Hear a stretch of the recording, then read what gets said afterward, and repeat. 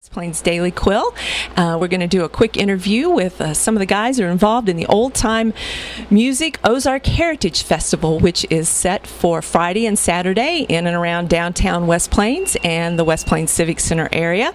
We have with us Todd Shanks, who is Marketing and Tourism Director for the City of West Plains, and Mark Basom, who is the Logistics Chairman for the festival, and Joshua Shirley, who is the co-chair, assistant chair in that regard. So I know we have a lot of great events coming up this weekend. Who wants to tell me what's going to kick off everything? Well, the kickoff will be at 11 o'clock Friday morning when we'll have our opening ceremonies at the main stage. And then every hour, or every 2 hours actually, we'll have artists that come up on stage all the way through to 8 o'clock Friday night, where the New Christian Minstrels will be singing. That's exciting for me.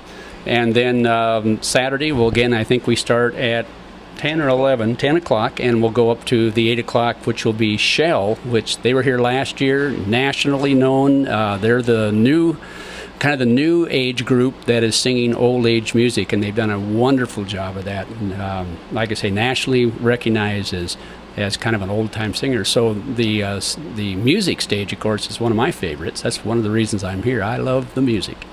Well, that's really great. I know there are lots of other events too. Todd, you might tell us a little bit about some of the, I know there are a couple of new things coming up this year, especially downtown. Yeah, there are. We're pretty excited about that. We're going to have Old Time Kids Fest this year, which is completely brand new. We're going to basically have a bunch of kids that are more old-fashioned in nature, kind of introduce a new generation of kids to some of the older games that we used to play as kids. Beanbag tossing and turtle races and frog jumping, and there's even a dress like your pet. There's going to be a water bucket brigade. So the square is going to be hopping from about 10 to 6 Friday and Saturday, and we encourage all families with kids to come out and enjoy it. I think they'll have a great time. Yeah, that's great. That really is a neat event, I'm sure. Now, we talk about logistics, and I know one of the logistics is some of the streets are going to be shut down. Joshua, can you tell us a little bit about that? Sure. We have mostly all of West Main is going to be shut down, from the square all the way to Howell Street. And we're also going to shut down parts of St. Louis and South Howell to give vendors a little bit more room for them to spread out and come down and see everything, enjoy the festival. That's really great. Well, let's see, Todd. I know the festival has received a special Top 100 designation, as I understand. Yeah, we're excited about that. Our festival was selected for 2014 as a Top 100 destination by the American Bus Association, and we're just so flattered, not just in the nation, but the entire continent of North America. So again, I mean, for those of you that live in West Plains or the area, sometimes you don't realize what's in your own backyard, but you literally can walk down the street and come to a Top 100 event in the entire continent here in West Plains. Well, and I think the festival was part of the reason that West Plains received another special Top 10 designation not so long ago, too. Is that correct? Well, that's true. Last year, West Plains was selected as one of the top 10 small cities by livability.com, which is a website that basically ranks livability. And one of the criteria was events and activities for families of all ages, but in particular for families that are looking for something to do. And this event is a perfect example of that, of what we have to offer. Lots to do here in West Plains, and this is our signature event, so we're very proud of that. Well, and I know that all of the events associated with the festival are free of charge, which I know families really appreciate that. Vendors, I know, have things for sale, but the music and all the other things are free. And this is the 20th anniversary year. And Mark, maybe you can tell everyone a little bit how the festival has changed and evolved over the years. You've been around for a few of those years, right? Not all of those years, that's for sure, but even while I've been involved in the festival, it's evolved a lot. There's always something new each year, and it started out just to be a way to share the music and some of the local culture with the region. And it's expanded to include, well, we have quilting. Mule jumping was an interesting, it was kind of just a novelty show about 5-6 years ago, and it was so well attended. Now we've brought in a national competition for that. We've had turkey calling. We're going to have dog trials. We've had, what are some of the other things? Jig dancing, just all these old-time things. And of course, my favorite is the food stage. And so we get squirrel pot pie, I think, both Friday and Saturday.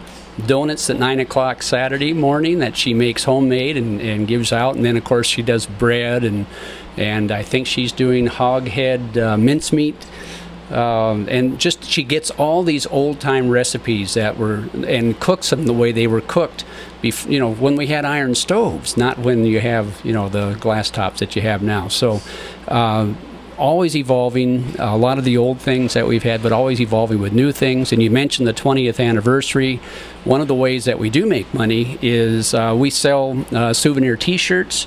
I'm wearing I don't know if you can see that, but I'm wearing the 20th anniversary T-shirt. All the novelty prints have been created by Kevin Smith, who is a local artist, and he's donated his talents to do this. And we have a couple of really different cute mule jump shirts and a couple really cute squirrel pot pie shirts that commemorate making the squirrel pot pie, because when I heard of squirrel pot pie being from the Northwest, and I finally got a taste squirrel last year. But we have a really cute squirrel pot pie T-shirt that shows that the squirrel is very happy to provide that nourishment to the Ozarks. So it's a great way to help support the festival and take something home while you do it. We also accept donations, and in fact this year we have buttons that were originally from the original festivals. What was the first year? 96? 96. From 1996. And 97, 98, 99, 2000? Nope. Just to 99. And so if you give a donation of any kind, then you'll be allowed to, you'll be given a button of your choice, and we'll kind of give you a little something back. If you buy a shirt, that of course gives a little something back as well. The novelty ones will be 15, and the ones with our festival logo on it, which is a fiddle, and the West Plains Heritage Festival will be 15 if you buy one, but 2 for 24. And so buy more than one, and you save money, and we make money. That's great. Of course, I know T-shirt sales aren't the only way that that the festival is supported. I don't know if somebody's prepared to talk about who the sponsors are without leaving anybody out. Be difficult. Okay, but we do have, of course, the City of West Plains, which includes the Welcome Center. We have, oh hey, we're pulling it up here. We have the West Plains Council. Thank you. I am going blank on that. Missouri State. sorry, I put you on the spot. I realize. Yes, put that over there. I think he's got it. I think Missouri State University West Plains. The West Plains Civic Center is also a sponsor. And of course, he mentioned the City of West Plains. That includes the Welcome Center. And lots of community support, individuals, businesses that have helped us provide, actually make it happen. So. And of course, a ton of volunteers too. The Quill has offered a program that's been in the paper. Will also be available at the square, and there will be a list of all of the people that supported us on the inside back cover of that, so they can see, and hopefully the people that join the festival and come and visit will also visit those vendors that help make this possible. Okay, well, I think we're about ready to wrap it up. Did anybody else have anything you wanted to add before we wrap it up? Come out, rain or shine. If we get a little rain, it's Missouri, and so it doesn't last long. Any kind of weather, anyway. And if it does rain, we have places to go. The Civic Center is huge, and you can certainly get in the Civic Center, and there's a lot of venues in the Civic Center to watch. And we'll have shade tents, which are also protection from the rain if it gets rainy. We have places. We'll have straw bales to sit on at the stages, both first and second stage.